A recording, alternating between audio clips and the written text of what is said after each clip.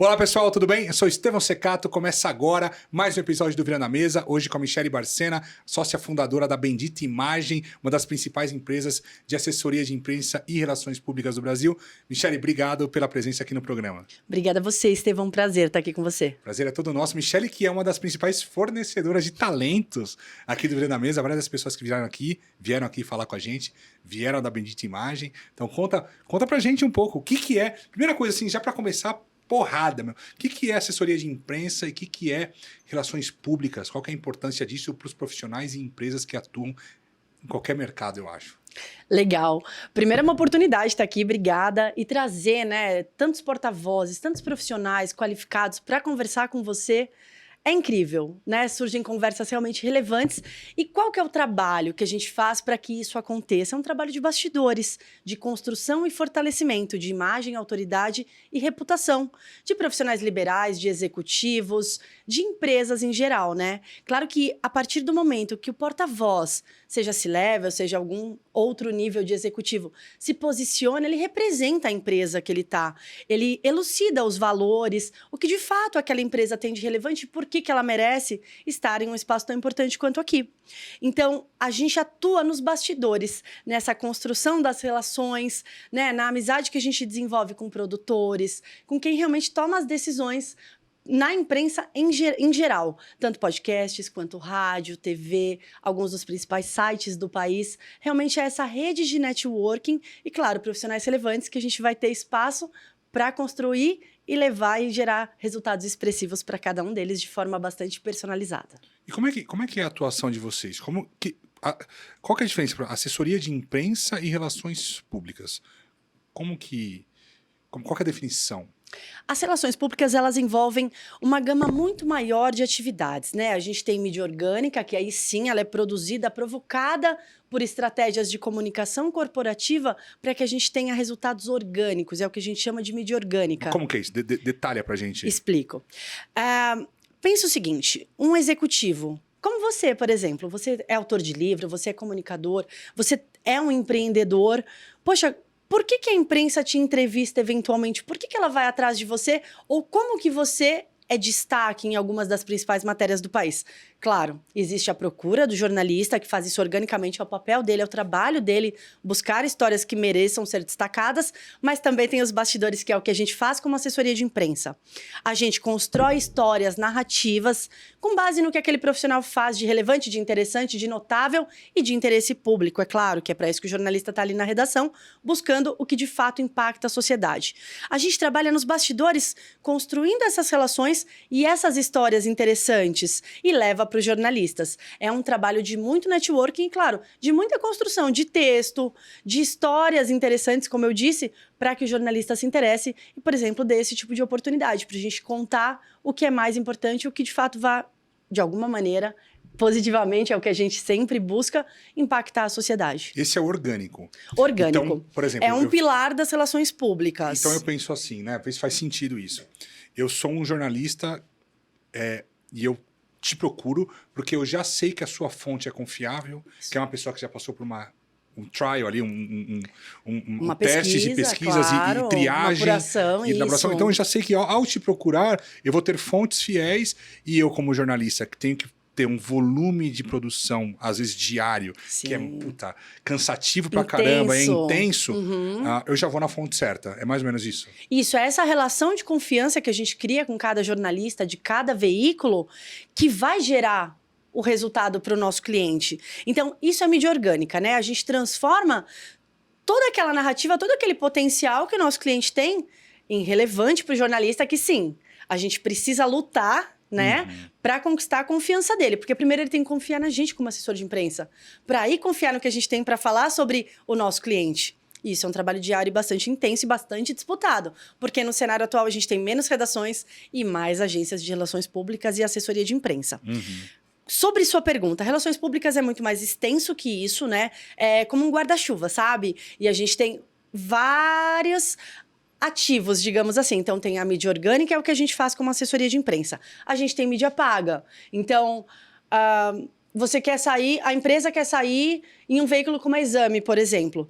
nem sempre vai sair como mídia orgânica, ou porque não tem capacidade, ou porque não é o timing, ou porque o que ela quer divulgar não é de interesse público, é mais comercial. Então, existem formatos pagos, branded content.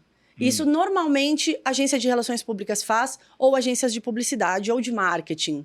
Tá. Vários formatos. Essa é a mídia paga. Então, a gente tem orgânica, tem mídia paga. A gente tem a mídia própria, redes sociais. Poxa, isso dá para fazer internamente nas empresas e as agências também fazem, né? Uma produção estratégica, assertiva, direcionada, de acordo com os objetivos estratégicos de cada cliente, de cada empresa.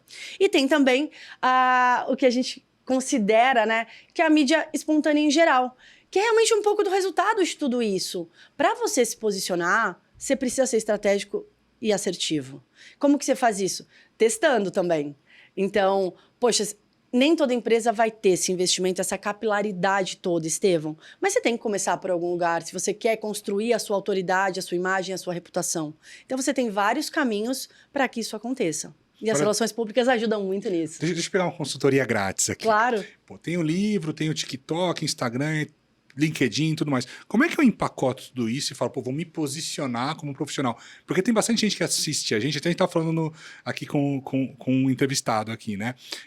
Que quer se posicionar. Eu tenho muito amigo do mercado que fala, pô, eu preciso disso, né? Então, além de contratar um serviço com vocês, né? E se eu contratar, qual que é o próximo passo? Qual que é o dia a dia ali dessa construção de talvez de uma autoridade, né? Isso. São os bastidores que a gente fala, né? Na Bendita Imagem, a gente trabalha com 2 pilares que norteiam a nossa cultura. Um deles é a hiperpersonalização. Quanto melhor eu te entendo, melhor eu te atendo. Cada cliente na Bendita Imagem importa. A gente se posiciona e nós somos, de fato, uma agência boutique, né? Hoje nós temos 40 clientes de diversos portes e segmentos. Então, o primeiro fato é você se importar. E na Bendita Imagem, o cliente ele se sente importante, porque a gente tem um atendimento hiperpersonalizado. O segundo pilar é um foco em alta performance de resultados. A gente quer tudo o quanto antes, mas nem tudo é possível. Não na hora que a gente quer. Porque você concorda? É um trabalho de relacionamento, de networking. Eu brinco que a gente faz o networking do bem, né? A gente faz o lobby do bem. Porque é um trabalho de influência. Eu preciso, né, eu junto com o meu time, que a gente seja ouvido pelos jornalistas, que eles confiem na gente, que a gente vai levar pautas boas, pautas que façam sentido para ele. Não adianta eu só querer colocar o cliente porque eu quero, porque eu preciso entregar o relatório no final do mês. Não é sobre isso. É sobre criar conexões poderosas com os jornalistas para que eles confiem no que a gente tem a dizer e considerem as nossas histórias dos nossos clientes pertinentes, interessantes e relevantes para o público final dele. No final do dia, ele também tem que prestar as contas dele, né? Ele tem uma série de cobranças sobre o que é factível, o que é interessante e o que não é tão publicitário, né? Porque esse é nosso papel. Transformar também. Como a gente faz isso na prática, né? Com base nesses 2 pilares que a gente tem. Existe um onboarding que a gente faz com cada cliente, a gente realmente entende. Somos jornalistas, a princípio. Então, a gente vai analisar, vai pesquisar, vai fazer question and answer, vai realmente entender quem é aquele cliente, o que ele precisa, o que ele quer, onde ele quer chegar e o que é viável e o que não é em quanto tempo. E é um trabalho de tentativa e erro também. Poxa, esse podcast que é tão interessante, Virando a Mesa, tem tanta história legal. A gente vai tentar trazer vários executivos aqui, mas certamente a sua produtora muito querida, Vanessa, ela vai falar, agora sim, agora não. Poxa, essa história não é tão legal para mim. Tem o senso dela crítico, como tem em cada veículo de comunicação, em cada meio, seja ele, né, hoje a gente tem tanta... É tão multiplataforma, tão multicanalidade, que você tem que entender também se aquilo faz sentido ou não. Então, a gente busca conhecer muito bem o cliente, a imprensa e gerenciar. No fim do dia, no fim do mês, todo mês a gente tem um relatório que a gente entrega para o cliente mostrando, olha, você saiu aqui, você saiu ali. Se você fosse investir, a gente tem que tangibilizar em dados, né? Porque não é só branding, é percepção, tudo bem. É essencialmente o que a gente faz. Qual o valor de eu estar aqui? Isso é muito mais perceptível do que medido apenas em audiência. Claro. É o que eu vou fazer com isso depois, que é a sua pergunta. Eu dei toda uma volta, porque é um cenário muito amplo, mas também para te responder o seguinte, Estevão. Por onde você começa? Mídia Primeiro a sua mídia própria, né? O seu site, as suas redes sociais. Depois, que apesar de ser alugar, eu tenho uma amiga, a Ariane Feijó, uma super especialista que está em Portugal, uma parceira estratégica muito querida, que ela tem um livro, Inbound PR chama, e ela defende muito essa questão das 4 mídias, né? E, poxa, a primeira é você cuidar da sua casa, que é a casa própria, que é o site que você tem ali né? Você tem um controle, digamos Sim. assim. Depois a sua mídia alugada, que são as mídias sociais, que tem dono, né? Senhor Mark, por exemplo, entre outros, mas que você consegue gerenciar também. Tem a mídia paga, se você tiver capacidade de investimento, senão tudo bem, em outro momento você, dentro da sua estratégia na sua empresa, da sua capacidade financeira, você vai fazer. E tem a mídia orgânica, que você vai contratar uma assessoria de imprensa, uma agência de relações públicas, para te tornar uma autoridade na área. Eu vou confessar um negócio. Eu paguei um anúncio no TikTok. É justo, é legítimo. Deu resultado, pelo menos. Eu paguei uma mídia paga lá. Aí meu amigo falou, nossa, cara, que legal, você teve 200 seguidores a mais e 8 mil views. Eu não contei pra ele, agora eu tô contando. Eu não contei pra ele, falei, que o conteúdo foi bom pra caramba, né? Mas assim, eu paguei uma mídia lá, um tráfego pago, foi R$70. Uhum. Aí, teu lá 10 mil views no corte lá do TikTok. E aí o que eu não paguei foi 150, assim, né? Então, pô, vale a pena às vezes pagar, mas depende do seu objetivo, né? Exato. Eu fiz um teste, eu fiz o teste para entender. Eu queria ver eu mesmo postando ali com a Vanessa, postando ali, vendo quantas pessoas veriam e qual que era a elasticidade de uma mídia, de um corte pago, né?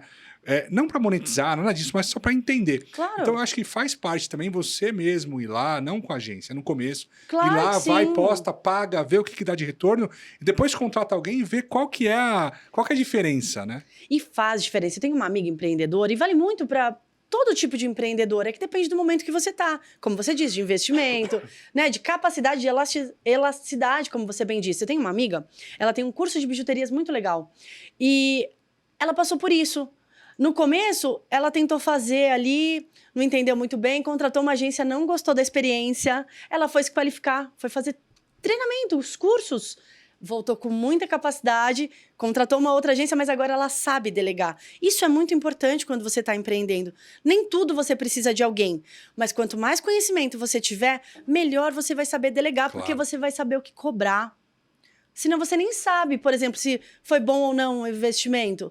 Peraí, mas bom, qual o seu parâmetro? E às vezes essa comunicação até com as agências, ele é difícil, né?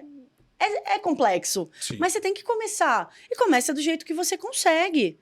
Por exemplo, se eu sou uma advogada e eu quero sair em um veículo do trade, como a gente chama, que são os especializados. O que é veículo do trade? Conjuro, por exemplo, esses segmentados da área de direito, por exemplo, que é esse exemplo, né? No caso, esse exemplo que eu tô dando. Poxa, se eu sou uma advogada e eu quero escrever para o Conjuro ou para o Migalhas, estou dando exemplos bem aleatórios. Eu posso tentar mandar um e-mail lá. Vai que dá certo. Mas com uma agência... Mas é menos assertivo, né? Muito menos, porque existe o relacionamento. Um jornalista de redação hoje, de grandes redações, recebe centenas de e-mails. Se você não for relevante, como jornalista, como assessor de imprensa, você não vai ser ouvido.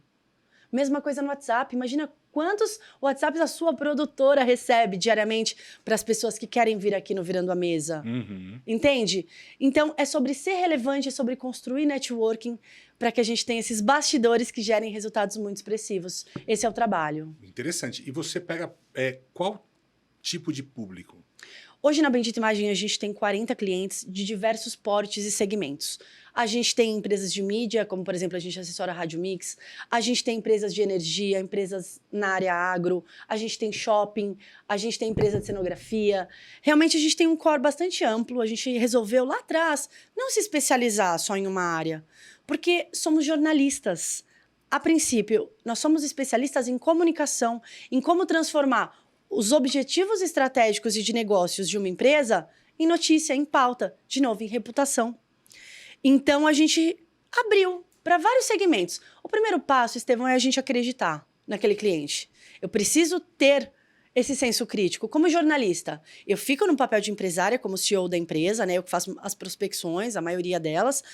Meu sócio também faz, Augusto Pigini, mas ele é CEO, então ele fica bem ocupado. Eu brinco que ele trabalha mais que todo mundo ali, muito mais que eu. Mas eu fico nessa área comercial, digamos assim. Mas eu entro no papel de jornalista porque não é todo mundo que vira pauta. Não é todo mundo que está no momento de ser notícia. Ou se aquilo não me parece muito real, como que eu vou leiloar a minha reputação com jornalista Claro. falando de alguém que nem eu confio? Então Seu tem ativo é um ativo estratégico para você esse relacionamento, né? Total, e a reputação. Eu preciso ter reputação como jornalista no papel de assessora de imprensa, eu preciso ter reputação com jornalistas de redação. Eu preciso inspirar essa confiança, porque senão não vai ter pauta que vai para frente. E aí você, quando essas pessoas te procuram, qual que é o objetivo delas? O que elas querem? Elas querem a reputação, elas querem monetizar, elas querem promover os seus negócios. Qual que é o objetivo de quem procura uma agência que nem a Bendita Imagem? No caso da agência de relações públicas, que atua mais especificamente falando na Bendita Imagem, com assessoria de imprensa, é estar nos principais veículos do país. De maneira geral, consensual é isso. Claro que tem cada objetivo estratégico de negócio peculiar e a gente olha muito para isso. Para mim importa o que o cliente quer e precisa. E também importa o que ele não sabe que quer e o que ele não sabe Exato. que precisa. Às vezes ele nem sabe, ele Não fala, tem olha, ideia. eu quero estar na mídia, mas para quê? Qual que é o seu objetivo final? Onde? É. Né? E ele não é obrigado a saber também. Nós, como consultores de comunicação e de relações públicas, temos que fazer essa pesquisa, essa abordagem individual hiperpersonalizada. Porque às vezes também muda. Você quer hoje estar em jornal impresso. Daqui uma semana você não quer mais. Ou você saiu e agora você quer TV. Tudo bem. A gente vai direcionar esforços. Esse trabalho de bastidores, ele é longo, ele não é simples e os resultados acontecem a curto, médio e longo prazo. Acontece muito de chegar o cliente e falar, mas em quanto tempo eu saio na Forbes? Calma que eu nem sei se você tem capacidade para estar na Forbes. Eles são extremamente criteriosos e rigorosos. Mas a Forbes, só vamos para essa bolha. Um parênteses. Uhum. Como que Forbes, qual que é a pegada da Forbes? Então, eu conheço muito a Forbes 30, como que é? Under 30. 30 Sim, under 30, sim. ou bilionário, ou não sei o quê. Mas qual que é a pegada da revista? Só um... Ela tem um olhar econômico, é claro, e muito de negócios, e também tem a parte de lifestyle. E não adianta, o crivo deles é muito alto. Esse é o diferencial, porque senão a revista se torna mais um veículo econômico relevante, mas não com esse glamour, com essa relevância que tem em diversos países, não apenas no Brasil. Uhum. Então é mais disputado, tem um valor e tem esse senso crítico que não vai entrar simplesmente porque sua empresa é boa ou porque tem um faturamento. Pra entrar, Aí é outra negociação com o time comercial lá, naquela linha de branded content, que eu comentei, né? Mais publicitário do que jornalístico, mas que também tem seu valor, com certeza. A gente... É complementar, né, Estevão? Então, eu trabalho com reestruturação empresarial. E muitas vezes o empresário chega e fala, pô, mas você traz dinheiro para o meu negócio? Você injeta dinheiro no meu negócio com seus mais... Eu tenho quase 100 parceiros financeiros. Eu falo, não entrego dinheiro para você. Por quê? Meu insumo principal, o seu é reputação com jornalistas e tudo mais. O meu é reputação com financiadores de empresas e talentos, né? Então eu vivo de talentos, cérebros e reputação financeira. Eu não vou colocar meu dinheiro em qualquer lugar. Claro. Eu não vou me vender para ganhar um honorário qualquer. Por quê? Porque eu estou minando a minha fonte de receita. A sua credibilidade. Exato. Total, mas você abre caminhos, não é isso? Claro. É muito do que a gente faz. Eu brinquei essa história da Forbes, mas acontece muito do cliente vir com uma expectativa muito alta sobre determinados veículos. E de repente não é para ela, e de repente vamos atrás. Uhum. Poxa, não deu agora. A gente trabalha com muita transparência na Bendita Imagem. Como eu disse, cada cliente importa. Então a gente vai explicar por que sim, por que não, por que agora. A gente vai trazer caminhos, que é muito do que você faz, é criar estratégias, alternativas, direcionamentos. Uma consultoria de relações públicas, ela tem esse papel consultivo. Orientar, nós somos especialistas. O cliente merece o melhor. Então a gente tem que ir juntos, porque é uma troca. Eu brinco que na Bendita Imagem com milagre é mais caro. Mas tá bom, né? Se tem milagre, né? Tem gente disposta. Não tem, é só uma brincadeira. Tá certo. Eu ia pedir um milagre pra você. Falar, pô, me dá aí. Quer ir na igreja junto? A gente vai. Não, mas é muito legal. E é muito legal você comprar o sonho também do seu cliente, né? Você entender o que ele quer. Porque muito sonho é possível. Sim. Poxa, a gente vai fazer de tudo, pare, a gente tem expertise, a gente tem networking, a gente tem como chegar. Se o cliente também der o suporte para isso, a gente precisa de dados, a gente precisa de números relevantes, de expressividade. A Vanessa tá me olhando lá, que ela me pede um monte de coisa, eu não mando as coisas, não gravo os vídeos. Eu sou um cliente displicente muitas vezes. Porque, assim, Olha. porque às vezes elas falam assim, E depois não vai cobrar resultado não, mas dela, a então. minha agência de comunicação, por exemplo, a minha Pamela, nossa agência de comunicação, junto com a Vanessa. Uhum. Eu tenho que, muitas vezes, criar conteúdos espontâneos. Então, Tá. por exemplo, legal, a gente tem cortes do Virando a Mesa, eu ponho no Instagram, ponho no LinkedIn. No meu caso, eu entendo, não sei, a minha percepção, talvez errada, é que quem vai me procurar para o que eu quero é do LinkedIn, não é do Instagram, porque é uma pessoa que tem lá a empresa, é do mercado corporativo, mas muitas vezes eu peco nessa questão da espontaneidade. Então, eu tenho que gravar um vídeo no carro falando alguma coisa. Mas eu não sei se até às vezes é uma trava mental minha, né? Tô abrindo aqui para todo mundo, mas é uma trava mental. Eu não sei se eu tenho essa pegada de gravar na espontaneidade, falar não sei o que na hora ali, tô no carro. Cara, eu detesto esse negócio do cara tá... eu tô no helicóptero, no avião. Cara, eu abomino esse tipo de posicionamento. Não consigo, às vezes, falar esse tipo de coisa, né? Até porque eu não ando de helicóptero de avião, então é meio fake esse negócio. Mas não é isso que elas estão pedindo. Elas estão pedindo assim, eu tô passando em frente ao restaurante, eu vi que tá micado ali. Pô, grava um vídeo. Você que sobre aquele insight, conteúdo poderoso e rico que você tem, né? Pois é, mas eu peco às vezes na espontaneidade, né? Tenta mudar o formato, de repente vai te deixar mais confortável. Sabe? Mas se a mensagem, como elas estão muito bem te orientando, precisa ser passada, tenta achar o como. Porque, de fato, eu entendo, tem clientes que são mais reservados, tem clientes que são tímidos. A gente tem que trabalhar dentro do que é possível também, porque a gente não vai virar um personagem, e tomara que não vire, porque tem gente que vira. Mas se não é orgânico, primeiro que não conecta. Eu fui lá no Teatro Macunaíma tentar fazer curso de palhaço. É verdade, fiz uma aula, falei, mas não dá. Mandaram engatinhar no chão lá, fazer umas macacas. Eu falei, não, gente, desculpa, assim. Eu falei, não, pra mim não consigo. Eu te entendo, jamais. Mas é isso. E me conta uma coisa, como é que foi essa... Como é que você caiu? Como é que saiu, não? Como é que você se posicionou nesse mercado, Michele? Conta a tua história aí. Foi uma virada bastante grande, assim, né? Eu comecei minha carreira com 18 anos, hoje eu tenho 42. Eu comecei em rádio, comecei na Jovem Pan, como rádio escuta, um cargo que eu nem sei, na verdade, se ainda existe.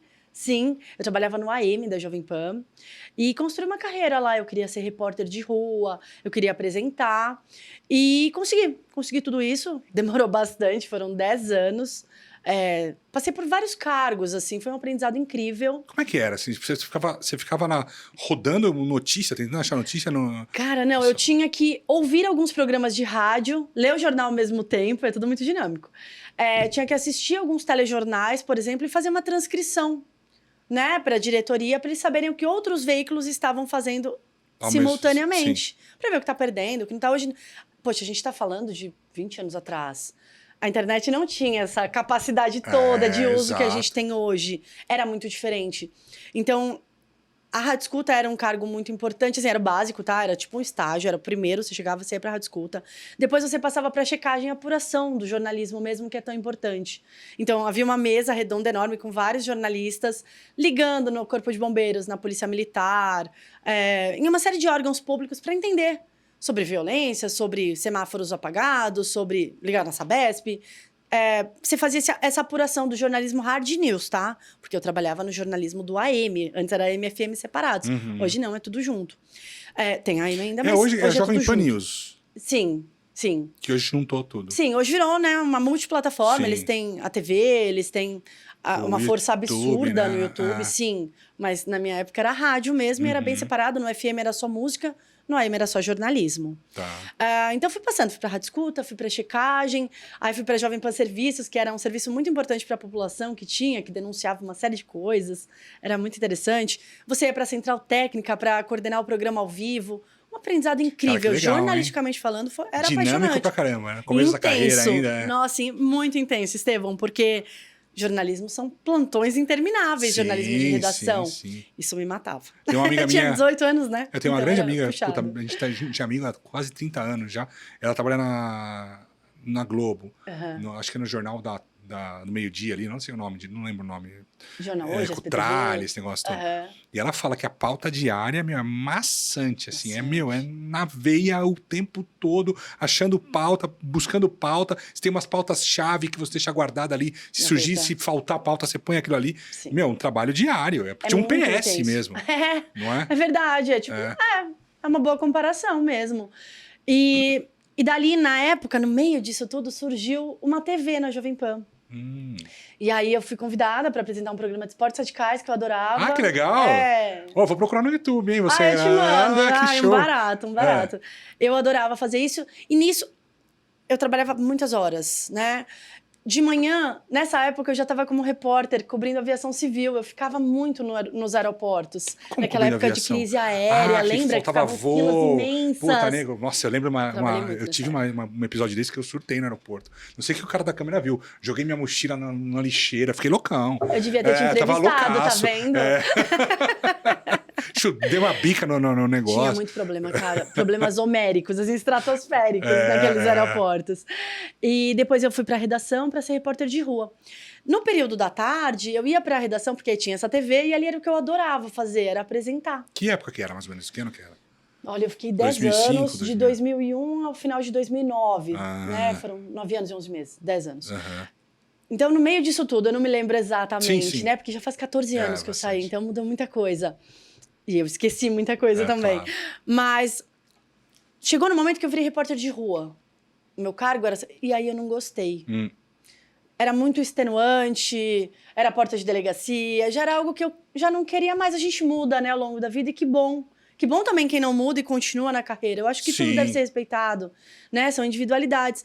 Pra mim, não cabia mais. Você entrava no ar ali, ao vivo? Entrava no ar, isso era o máximo. Meu pai ouvia no rádio, era incrível, Mas assim. tem que ter uma capacidade de raciocínio muito rápida, né? Muito rápida. Porque você tem que estar ali falando e tem que tomar cuidado. Hoje eu acho também, né, quem tá ali... naquela época não tinha tanto, eu acho, que essa questão de gênero, e você tinha que tomar muito mais... Era mais espontâneo, era mais espontâneo, livre. né? Sim, sem dúvida. Mas Hoje deve ser muito mais desafiador, por mas, mil motivos. Mas mesmo assim, você tinha que ter um raciocínio ali na hora tremendo. Sim, mas é treino, né? Como quase tudo na vida é treinável, né, Sim. Estevão? Então, quanto mais você se qualifica, melhor você fica. E você fica mais seguro. E a partir do momento também que você aprende a lidar com o seu próprio erro, você não se condena tanto, você não se culpa tanto. Porque não adianta, sempre vai ter alguém pra colocar o dedo. Mas não virava meme naquela época, né? Não virava, o bullying era só na redação, no máximo pra um colega ou outro. Era mais fácil. Mas e aí, como é que foi? E aí eu realmente mudei de perspectiva do que eu queria pra minha carreira, pedi pra sair, numa boa, numa ótima. E nessa época eu estava fazendo uma pós-graduação em marketing esportivo para trabalhar nos Jogos Olímpicos e Paralímpicos do Rio, em 2016, que ainda viriam pela frente. Comecei uma pós-graduação e comecei a redirecionar minha carreira. E fui para o mercado corporativo. Fui trabalhar em uma confederação de esportes na neve. Caramba. Sim, tem no Brasil. É mesmo, é? Sim. Vai nos lençóis, vai nas dunas lá de Florianópolis e esquia. Não, Chile. Faz esquibunda lá. Esquibunda daria um bom treino. Daí você foi pro Chile. Fui pro Chile algumas vezes a trabalho. Foi muito legal pela oportunidade do esqui. Sim, também. Vale Nevado ali, Fui para Vale Nevado, fui pro Chilão, foi muito legal. E aí lá eu trabalhava com marketing esportivo e comecei com assessoria de imprensa para a confederação. E eu já tinha uma bagagem do esporte da rádio. Enfim, foi muito legal. Eu acabei somando ali, Foi o primeiro contato com assessoria de imprensa. Foi ali. E eu gostei. Eu gostava ainda mais do marketing esportivo, mas comecei a entender qual era esse jogo de bastidores. E gostei muito com o tempo. E aí eu fui para uma agência de marketing esportivo e fui demitida. 6 meses depois, beijo, Maurício Fragato, que me demitiu, meu amigão. Tá vendo? Ainda bem, né? Ainda bem. Tem algumas coisas que são bênçãos na nossa vida, né? Cara, Nossa, que parece ruim, mas que depois é bom. Eu era head de global da Atento de M&A. Fecharam a minha área, eu fui demitido. Melhor coisa que aconteceu na minha vida, montei minha consultoria. Aí. Então, assim, foi ótimo, foi um livramento. É isso, é o redirecionamento também. Às vezes você não consegue ter uma iniciativa de redirecionar, pivotar a sua carreira. E um esforço extra, assim, como uma demissão, te ajuda. Sim. E foi o que aconteceu, né? Eu fiquei um tempo nessa agência. E o CEO, na época, Maurício Fragata, que é meu amigo, falou... Não era tanto, né? Virou. Ele falou, olha, eu tô sendo mandado embora e você também. Eu falei, ai, que maravilha. Dezembro, 15 de dezembro. Que ótimo. E aí eu comecei a mandar... 15 de dezembro, hein? Que período Natal maravilhoso, feliz, né? Muito! E aí eu comecei a mandar currículos, mas assim, eu já não queria mais redação pela intensidade, né? Eu já tinha me casado, eu queria viajar mais, era outro momento. E aí eu falei, bom, vou tentar marketing esportivo. E de fato, fui para processo seletivo, fui para final e não tava rolando. E aí alguns assessorados da confederação me procuraram, outras pessoas que eu conhecia, né? Poxa, eu sou comunicadora, eu saí comunicando as pessoas de que eu precisava trabalhar. Então, mas é muita energia, eu acho. Sabe que Sempre tem horas que a gente tá assim, cara, a coisa não tá indo e a gente deixa de ouvir nosso sexto sentido, nossa intuição. Eu, várias vezes que eu não ouvi a minha intuição, eu me dei mal em negócios que eu falava, cara, algo me diz para não fazer isso. E às vezes a gente até fala, pô, mas a matemática, a planilha, tá falando, meu, mas isso aqui, esse cara é super bom. Na lógica, eu tenho que fazer esse negócio. Mas na intuição, gritante, assim, não faça. Hoje em dia, eu não faço. Por mais que os caras falam, meu, mas você é louco, vai dar certo. Não, cara, algo me diz pra não fazer. Eu acho que é isso. E a energia é muito disso. Assim, por exemplo, eu tô tentando o processo seletivo e não tá indo. Será que alguma coisa, o universo tá conspirando pra alguma coisa... Quer me mostrar outra coisa, que eu tenho que fazer? E foi no seu caso, né? Foi sim. Tanto que na hora eu falei pra ele, né, quando ele me demitiu, ele falou assim, olha, mas eu acho que você tem um perfil pra empreender, vai atender mais de um cliente. Você tem talento pra isso? Eu falei, não, nem deixei terminar de falar, né? Falei, não, quero seguir nessa linha CLT, quero trabalhar para minha empresa. Eu fui criada dessa forma, né? Os meus pais vêm de uma condição de muita simplicidade, então eles queriam uma estabilidade para mim, né? Então investiram tudo que eles podiam dentro do contexto deles, na minha educação, em cursos, em formação, para que eu tivesse uma segurança maior. Minha e foi mãe maravilhoso. Meus pais, a mesma coisa. Eu acho que é muito da geração, né, Estevão? Putz, também. meu pai falou, meu, estuda, trabalha, arruma um bom emprego, fica estável, cabeça baixa, muito trabalho. Isso. Eu mantive muitos anos a cabeça baixa e deu certo naquele contexto. Isso. Muito trabalho, cabeça baixa e tal. Mas quando você começa a perceber que você tem outras capacidades e você não precisa daquilo, é libertador, né? E essa segurança só vem com o tempo, você não acha? Só. Esse negócio da intuição, tô pensando agora, né? Eu já fiz tanta planilha com tantos cenários, e já falei com tanta gente, e já dei tanta cabeçada na vida. Eu fui numa reunião essa semana passada, que eu tava com um cara, eu vou fazer, eu vou acontecer, não sei o que, eu bati o olho e falei, cara, não aqui vai dar tem. certo. Ou aqui tem, ou aqui não tem. Assim, aqui não... tem problema. Problema? Algo tá me alertando. Esse cara não Total. vai. Mas na primeira reunião, nos primeiros 10 minutos, eu falei, esse cara não vai. E aí a gente foi, fizemos várias reuniões e não foi. Não foi, então eu falo assim, cara, às vezes eu não tenho a resposta certa na planilha, na lógica, no planejamento estratégico, mas eu acho que o meu subconsciente fala, cara, você já viu isso antes. A minha projeção já fala assim, cara, não vai dar certo. Porque não vai dar, cara. E eu acho que meu cérebro, assim, às vezes o meu subconsciente fala, eu já projetei, eu já vi, eu já fiz vários cenários e, cara, não vai, cara. Nem tudo é controlável também, nem tudo é mensurável, nem tudo é controlado e nem tudo é previsível. Então eu considero muito também a minha intuição. A gente defende na Bendita Imagem que gente boa se conecta. Sim. E eu também acho que gente ruim se alia. Ah, sim, não. O lado negro da força. Então você tem que saber onde você vai. E isso é bagagem de vida.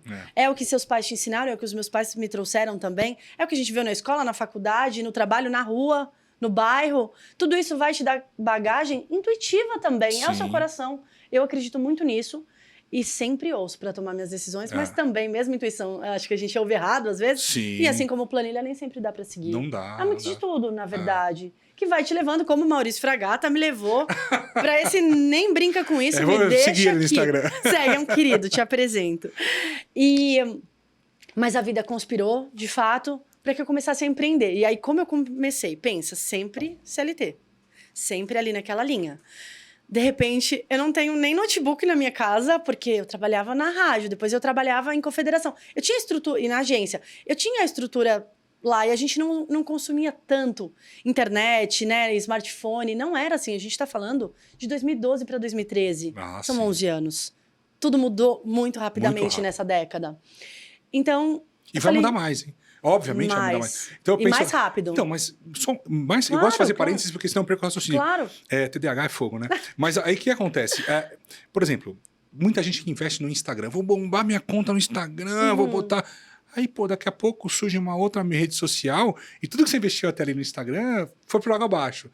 Então, eu acho que, independente da mídia e da forma, é bater realmente no conteúdo. Quem é você, independente do veículo de distribuição daquilo, né?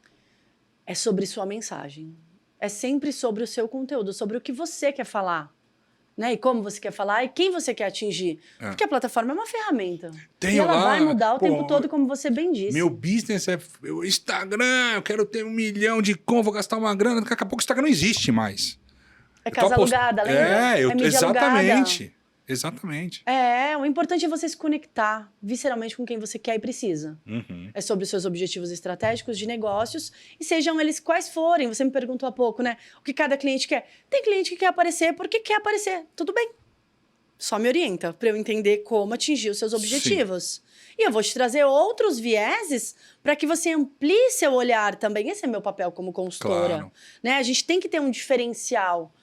Porque senão eu sou mais uma entre 1.200 agências no país. 1.200. E eu não sou. A gente realmente brinca que nós não somos medianos. E aí me conta, e aí você resolveu empreender e esse começo foi complexo. Porque eu não tinha estrutura, eu não tinha um notebook em casa, eu não tinha Wi-Fi em casa 13 anos atrás. Então o que eu fiz? Meu marido me deu um notebook, falou, não, toma aqui, né? Vai pra você começar, porque, poxa, eu tinha ficado desempregada. Eu falei, gente, eu preciso organizar minhas contas. Eu não sou uma pessoa que pede dinheiro. Poxa, eu trabalho desde os 16 anos, né? Então, os meus pais me deram todo o suporte que eles conseguiam. Por exemplo, pagaram a minha faculdade. Eu não ganhava para pagar a faculdade. Mas é aqueles R$600 que eu ganhava no começo da minha carreira. Era pra eu comprar minha calça jeans que eu gostava, pra ir na minha baladinha, pra colocar a gasolina. Que o meu pai me emprestava o carro dele, mas ele falava... Mas você cuida com o tanque cheio. Então, eles me deram muito suporte, mas também me davam asa para voar. E me cobravam, o que, na minha opinião, é mais que certo. Né? Você tem que ter parâmetros ali de entrega e de expectativa. E meu marido me deu o notebook e falou, poxa, então começa, né? Que legal, me deu muita força, ele me ajuda demais. Meu marido é um super parceiro. E eu não tinha Wi-Fi. Mas na lavanderia, eu descobri que tinha um ponto aberto de Wi-Fi.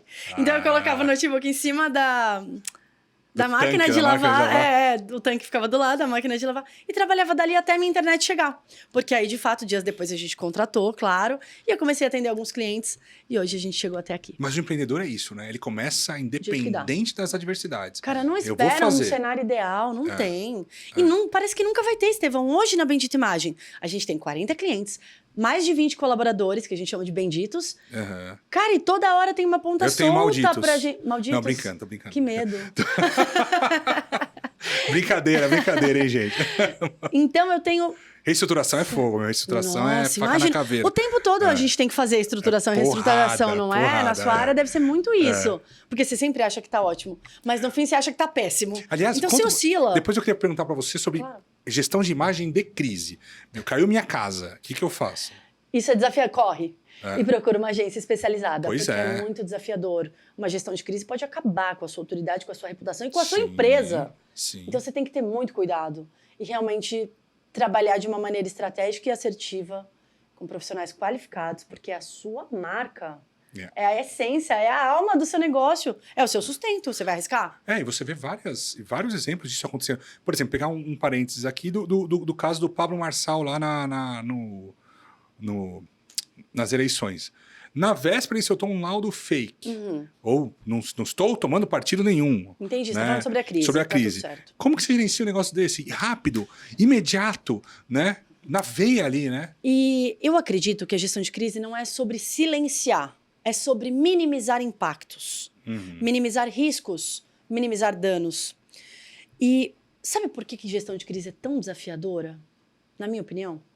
Porque não tem formato, não tem uma fórmula mágica. Eu brinco, se eu soubesse o que esperar, não seria a crise que eu estaria me preparando. E se você soubesse sempre o que fazer, banaliza, vira o quê? Commodity, sabe? Não é simples, não é comum, não é usual. Porque toda crise tem suas peculiaridades, suas características, um monte de gente envolvida. E quando tem morte, e quando tem crime envolvido, é muito sensível. Então, de fato, tem que ter uma equipe qualificada e trabalhar com transparência. Eu faço uma associação, uma comparação com o trabalho de um advogado. Eu imagino, eu não sou advogado, sou jornalista, mas que o advogado tenha que ter essa relação de confiança com o cliente para que ele saiba de fato o que é verdade e o que não é. Porque senão, como que ele também vai bancar? De novo, é reputação, é credibilidade. Você não pode... entendo o paralelo perfeito. Você não pode mentir pro seu advogado. Então, cara, você matou alguém... Pô, cenário esdrúxulo. Mas Conta que foi você, o que você foi, o que você fez antes, depois, aonde você jogou, sei lá, as coisas. Então, assim, eu acho que é a mesma coisa com vocês. Foi você que fez? Me conta. Eu não vou contar pra ninguém, óbvio, tem um NDA, uma confidencialidade. E mais do que contrato, tem um olho no olho. Sim. Me conta pra eu poder te proteger das perguntas que vão surgir das próximas das consequências disso. Olha, quando eu trabalhava na Ibix, o Nelson Bastos, que é um dos sócios lá, quando começou a Lava Jato, ele falou, pensa num lago paradinho, alguém jogou uma pedra, bluf. Essas ondas vão se propagando que a gente não sabe o que controlar e não sabe o que vai acontecer. E aí você viu realmente os efeitos, né, das delações premiadas e tudo mais, que foram acontecendo e um monte de gente foi caindo no caminho. Né? Então, saber, tentar prevenir o que vai acontecer e entender, mas contar com pessoas de confiança para que você possa mitigar o desfecho daquilo, né? Sem Ou o dúvida. impacto negativo. Porque impacto negativo vai ter, com certeza. É como atenuar, é como minimizar, é como limitar aquilo. E, de fato, com estratégias, com possibilidades dentro das 4 linhas ali, você consegue, de fato, minimizar e fazer uma gestão de crise eficaz e que, né, ajude o seu cliente a passar por aquilo. E como é que foi? E aí você montou, tava lá na sua casa, começou em casa, e aí como é que foi esse crescimento da empresa porque ela é hoje? Foi lento. Desafios. Foi lento. Eu não me via nesse lugar de empreendedora. E é uma mudança de mentalidade. Empreender começa com mudança de mentalidade. A não ser que você já tenha, eu não tinha. Eu tinha uma mentalidade de trabalhar para empresas, né, para veículos de comunicação, e passei a precisar criar a minha empresa. Só que eu tinha uma faculdade e uma pós-graduação em marketing esportivo somente na época. Depois eu fiz um MBA em marketing digital pela FGV, que aí foi um game changer na minha vida profissional e pessoal. Mas até então, não. Então, o que eu sabia sobre contratações, sobre fluxo de caixa, sobre contabilidade, sobre área jurídica? Nada. Onde você aprende isso? Na faculdade de jornalismo, eu te garanto que não é. Nem na administração não aprende. Já é superficial lá, imagina na nossa. É curioso, né? As faculdades de jornalismo, elas direcionam muito para redação, muito para produção de notícia. Male para assessoria de imprensa. Imagina que é o maior empregador hoje, né, no país, dentro da área jornalística, é a comunicação corporativa. Então, o jornalista sai da faculdade sem saber muito da área. Imagina de empreender na área da comunicação. É muito raso. Ou quase inexistente, pelo menos na minha época era. Então, eu tinha muito medo, eu tinha muita insegurança.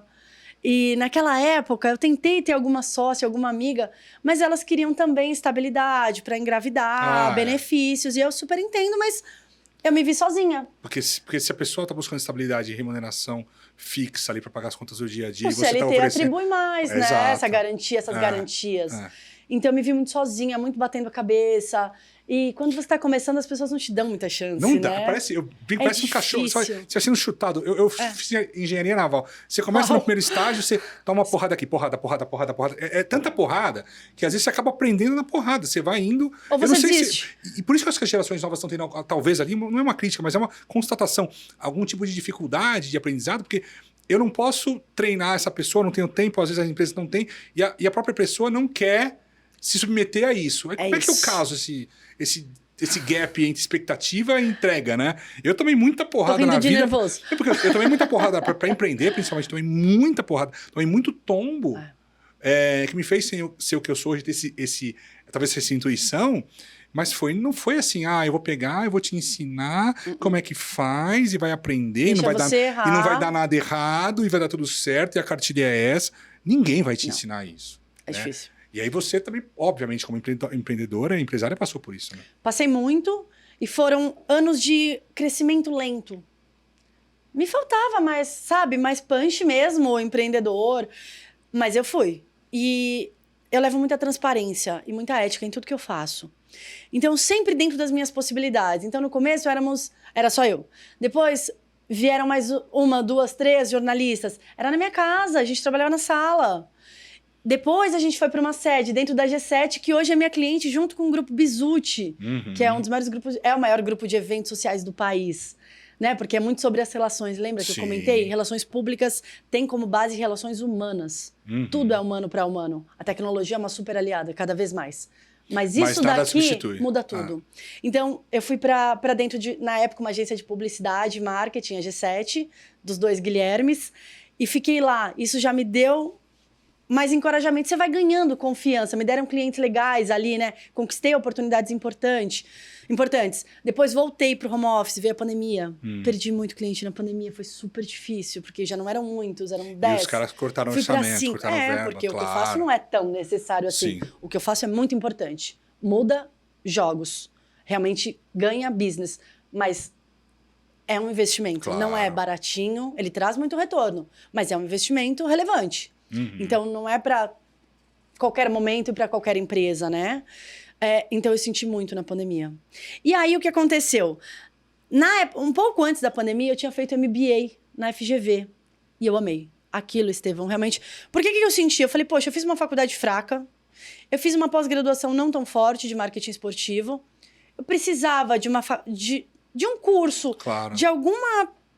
formação complementar acadêmica que me desse mais respaldo e que me levasse a um networking mais relevante, mais de negócio, no curso você faz sabe? muito networking também. No curso é muito networking. Só faço isso. Sim. De verdade, eu fui pensando como que eu vou otimizar isso daqui. Naquela época foram 40 mil reais, né? Foi 40 mil reais o preço daquele MBA.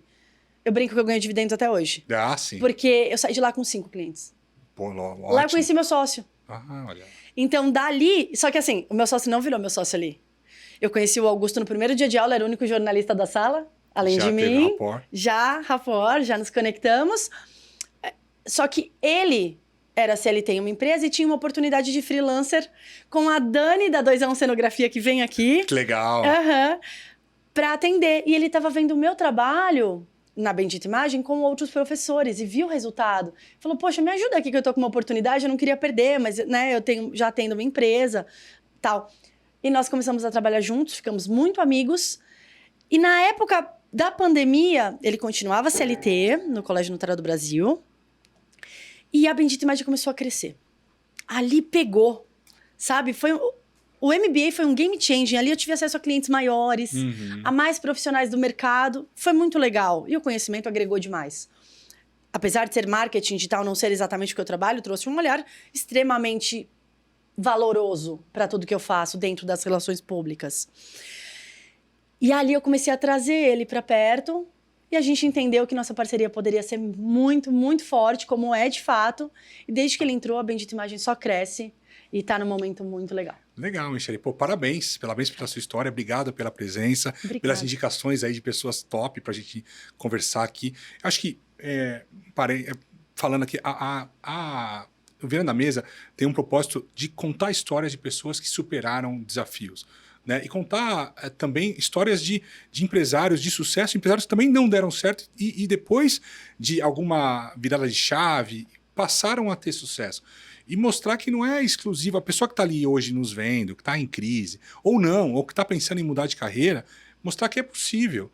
Né? É o que a gente tem falado bastante, é sobre pessoas, é sobre histórias, né? Sobre conexões, network. Então, te agradeço demais, obrigado. E vamos continuar esse papo depois. Vamos sim, muito obrigada pela oportunidade e até breve. Espero que a gente volte a conversar muitas vezes. Tá ótimo, Michele. Obrigado, pessoal. Nos vemos no próximo episódio e até breve.